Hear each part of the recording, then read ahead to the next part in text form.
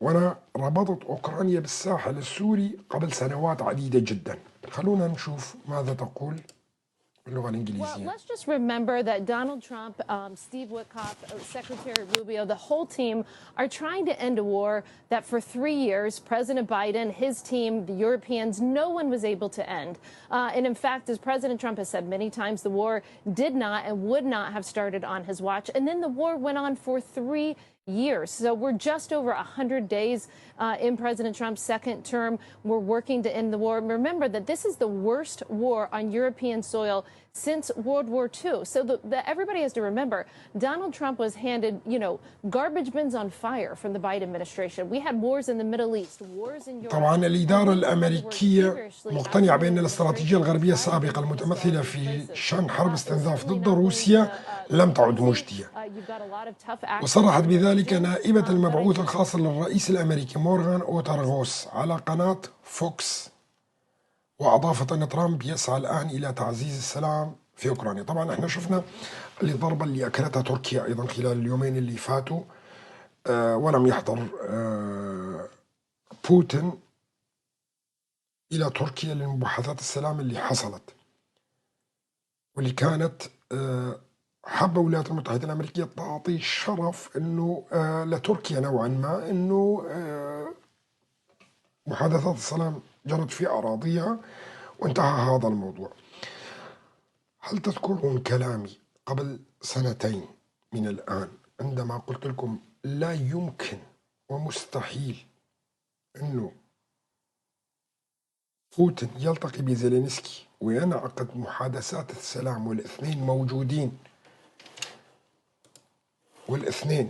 اثنيناتهم موجودين في سدة الحكم، وقلت لكم لابد واحد منهم يتنحى ويروح، وأعتقد أنا برأيي الشخصي هو زيلينسكي بسبب الخلافات الشخصية اللي موجودة ما بين الشخصين بالذات، فلا بد من واحد منهم أنه يتم إقصاؤه من الحكم. هاي قبل سنوات حكيت هذا الكلام ورددته وكررته في عديد من المناسبات، ولو المشاهدين أعتقد أنكم كلياتكم تذكروا هذا الكلام. شوفوا اللقاء اللي بتركيا المحدد كان أول لقاء راح يحصل ما بين بوتين وزيلينسكي. بوتين لغى اللقاء بشكل كامل. بوتين لقى اللقاء ورفض أنه يقابل زيلينسكي في تركيا، وهي كانت ضربة كبيرة لتركيا بالذات أيضا. إذا صعب جدا أنه بوتين وزيلينسكي يلتقون شخصيا، لابد لواحد منهم من التنحي. وأنا قلت لكم وفسرت لكم قبل سنتين أنه أسهل الحلقات أنه يتنحى بشكل نهائي هو زيلينسكي، أنه يطلع من المعادلة بشكل كامل. وشفنا الأصوات اللي نادت خلال الشهور اللي فاتت بشكل كبير بالولايات المتحدة الأمريكية وكذا، وخلافات مع زيلينسكي، وأنه هي ليست حكومة شرعية حكومة زيلينسكي، وأساسا يجب إقامة انتخابات حرة مرة أخرى في أوكرانيا لحتى يجي رئيس منتخب من الشعب الأوكراني لحتى يقدر يوقع معاهدات سلام بالتنازل لبوتين. صح ولا لا؟ هذا الكلام حكيته كله. خلال الفترة القليلة القادمة راح نشوف هدنة راح يطلب فيها زيلينسكي انتخابات في أوكرانيا، وراح يسمحوا للانتخابات لحتى يجي رئيس جديد شرعي يستطيع أنه يوقع عن التنازل عن الأقاليم الأربعة. أنا حكيت لكم بكل وضوح أنه الأقليم جزيرة القرم هذا أصبح روسي، الأربع أقاليم الثانية أعطيتكم شلون راح يكون الحل. برجع بعيده بشكل عجالة أنه راح يكون في قوات أوروبية في الوسط، وهذا كلام حكي من سنوات مو من هلا، قوات أوروبية ودولية لحتى تكون حاجز ما بين القوتين، وإدارة مشتركة على 4 أقاليم، والتنازل لروسيا عن بعض الأجزاء اللي موجودة، وانسحاب أوكرانيا من الأراضي الروسية اللي احتلتها بالفترة الأخيرة. هذا المشروع كلياته حكينا. طبعا هلا في خبر عاجل أيضا، روسيا ترفض وقف إطلاق النار وتطرح شروط تعجيزية خلال مفاوضات اسطنبول مع أوكرانيا في سلسلة مطالب وصفتها أوروبا بالمتطرفة، وتتضمن اعتراف دولي ب5 أقاليم أوكرانية كأراضي روسية، التزام أوكرانيا بالحياد التام، منع وجود أي قوات أجنبية على أراضيها، عدم امتلاك أسلحة دمار شامل، التخلي عن المطالبة بتعويضات الحرب، انسحاب القوات الأوكرانية من المناطق التي تطالب بها روسيا ولا تسيطر عليها حاليا. الاتحاد الأوروبي اعتبر هذه الشروط دليلا على أن بوتين لا يسعى إلى السلام، فيما ترى واشنطن أن الموقف الروسي بعيد جدا عن مقترحات المتوازنة. أوروبا الآن تضغط على الرئيس ترامب لفرض عقوبات منسقة وقوية ضد روسيا.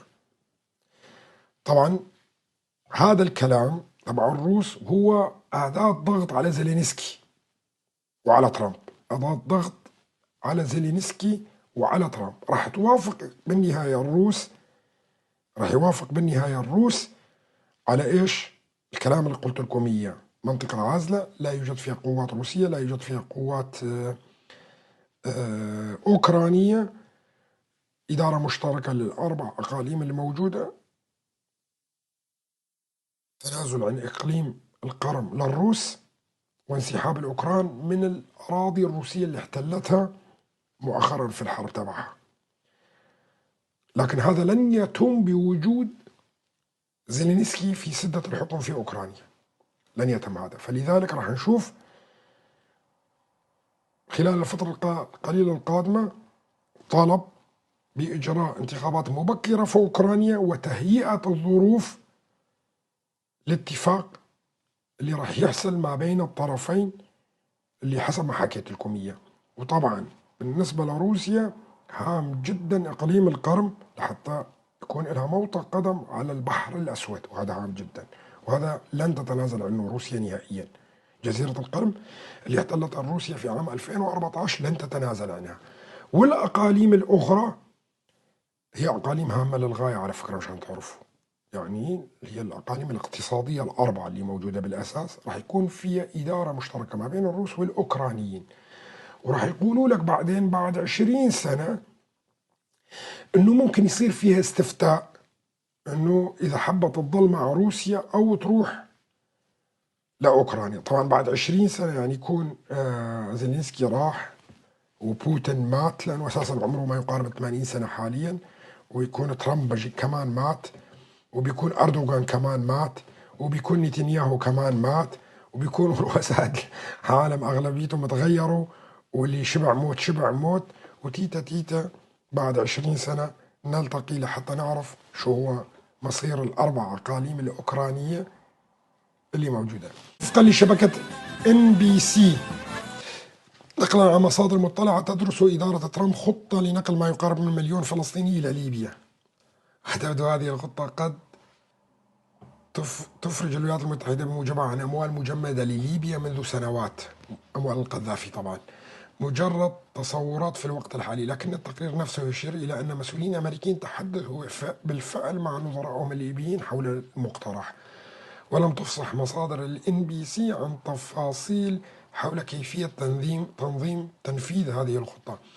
مع ذلك فإن الانقسام المستمر بين الحكومة الوحدة الوطنية وكتلة الجنرال حفتر يجعل من غير الواضح لأي طرف قدم الاقتراح، أو يعني لأي طرف منهم قدم الاقتراح. في أواخر الشهر الماضي زار وفد أمريكي مقري السلطة لكلا الجانبين ببنغازي وطرابلس، ومن المحتمل أن يكون الموضوع قد طرح مع كلا من الجانبين خلال الاجتماع. على فكرة ليبيا دولة ضخمة، بس مساحة هائلة جدا، لكن كعدد سكان عدد سكان قليل كتير، فهي بالفعل تحتاج إلى عدد سكان يعني. وأنا أنسب لهم الفلسطينيين بصراحة. تذكروا الكلام هذا كلياته، ما له جديد عليكم، وأنا حاكي هذا الموضوع قبل سنوات، إنه الحدود الليبية المصرية اللي راح يكون فيها الفلسطينيين، خصوصا طبعا قطاع غزة.